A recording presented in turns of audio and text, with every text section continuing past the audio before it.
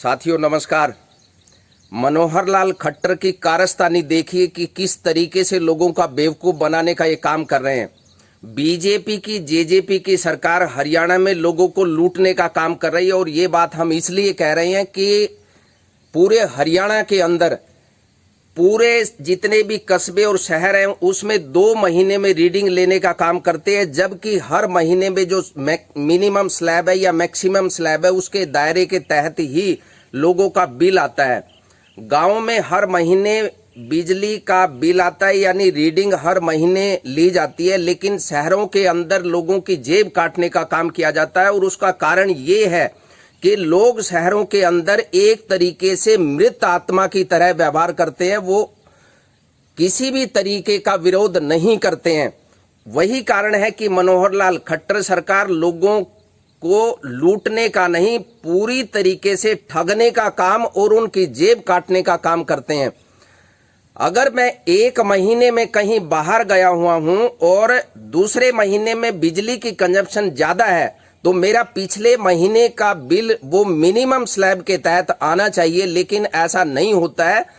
अगर मैं अगले महीने बिजली की कंजप्शन ज्यादा करता हूं तो मैक्सिमम स्लैब के दायरे में आ जाता है और उसका कारण ये होता है कि मैं मजबूर हो जाता हूं ज्यादा से ज्यादा बिजली का बिल देने के लिए।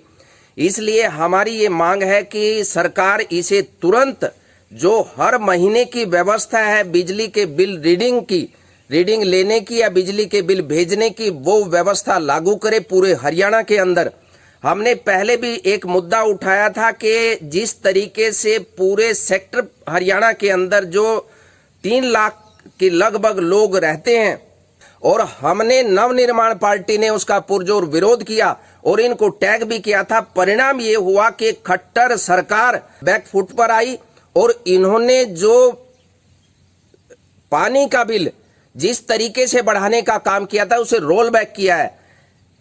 लोगों का कोरोना काल में जिस तरीके से बंटाधार हुआ, सरकार ये कहती है कि हमारी इनकम नहीं हुई थी, लेकिन एक ही दम 25% बढ़ाने का काम किया। लेकिन अब क्योंकि चुनाव नजदीक हैं, चुनाव साल में हम प्रवेश कर चुके हैं, ये दुनिया भर की बढ़ोतरी करके उसे वापस करने का काम करते हैं और उसके बाद दिखाते हैं कि हमने लोगों को राहत देने का काम किया। कल ही मनोहर लाल खट्टर का एक बयान आया कि हमने इंटरवीन करके उसको वापस लेने का काम किया और लोगों को बड़ी राहत दी है। हरियाणा के लोगों को ये आपने राहत नहीं दी है खट्टर साहब, आपने लोगों का मूर्ख बनाने का काम किया है, क्योंकि पूरे हरियाणा के अंदर सेक्टर का रेट अलग और जो प्राइवेट कॉलोनीज हैं उनका रेट अलग। ये कैसे संभव है? एक तरीके से आप पूरा नारा बजाते हैं कि एक देश एक नारा और एक संविधान, लेकिन ये कैसे संभव है कि आप एक ही शहर के अंदर प्राइवेट कॉलोनी का बिल अलग से और सेक्टर का बिल अलग से दे देते हैं? ये सरासर लूट है और ये लूट बंद होनी चाहिए। हम इसका विरोध करते हैं और हमने पहले भी कहा था कि अगर आप इसे वापस नहीं करते तो नवनिर्माण पार्टी न केवल इसे वापस करने का काम करेगी, बल्कि हमारी दूसरी मांग भी है कि जिन लोगों का मैक्सिमम स्लैब के तहत पानी का बिल आया है उसे वापस किया जाए और जो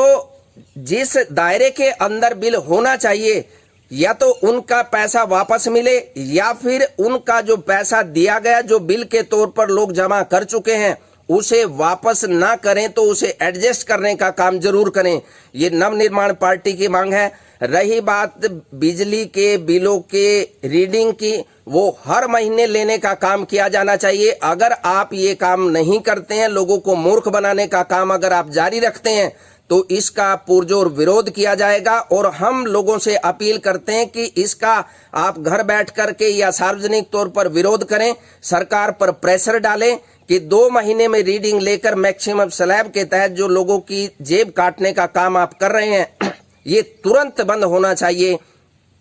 नवनिर्माण पार्टी लोगों के हित के लिए आवाज उठाती है और 2024 में निश्चित तौर पर मनोहर लाल खट्टर, बीजेपी और जेजेपी की सरकार को लोग चलता करने का काम करेंगे। आप जितने मर्जी आप वादे कर लीजिए, लेकिन 2014 से पहले आप किसी भी